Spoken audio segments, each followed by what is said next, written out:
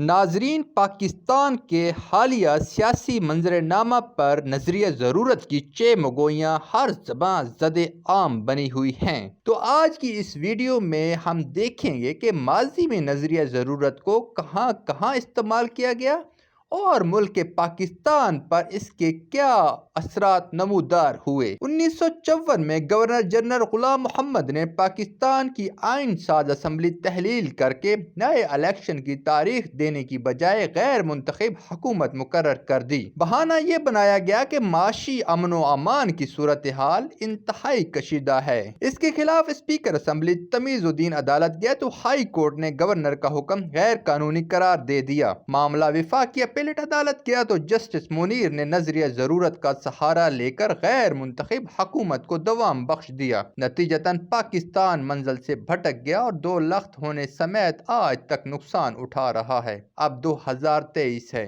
2 صوبائی اسمبلیاں تحلیل ہو چکی ہیں اور گورنر نے غیر منتخب حکومت قائم کر دی، لیکن الیکشن کی تاریخ دینے پر آمادہ نہیں۔ بہانہ بنایا جا رہا ہے کہ معاشی امن و امان کی جو صورتحال ہے وہ انتہائی کشیدہ ہے۔ لاہور ہائی کورٹ الیکشن تاریخ نہ دینے اور التوا کو غیر آئینی قرار دے چکی ہے۔ 2 اسمبلیوں کے اسپیکرز نے گورنر کے آئین شکنی پر سپریم کورٹ کا دروازہ کھٹکھٹایا ہے۔ معاملہ سپریم کورٹ میں گیا تو چند ججز صاحبان اب پھر نظریہ ضرورت کو زندہ کرنے کے اشارے دے رہے ہیں تاکہ الیکشن نہ ہو سکیں۔ اسی طرح پی ڈی ایم کی جماعتیں بھی سر توڑ کوشش کر رہی ہیں کہ کسی نہ کسی طرح اس معاملے کو ہینڈل کرنے والے سپریم کورٹ کے بینچ کو متنازع بنایا جا سکے۔ اگر اس بینچ کو متنازع بنا دیا جاتا ہے تو ایک بار پھر ملک پاکستان ایک بڑی سیاسی تنازع کا شکار ہو جائے گا، جہاں پر پاکستان کی عدلیہ بھی اپنا اثر و رسوخ کھو دے گی اور ملک ایک بحران کی طرف چلا جائے گا۔ اب دیکھنا یہ ہے کہ سپریم کورٹ کی طرف سے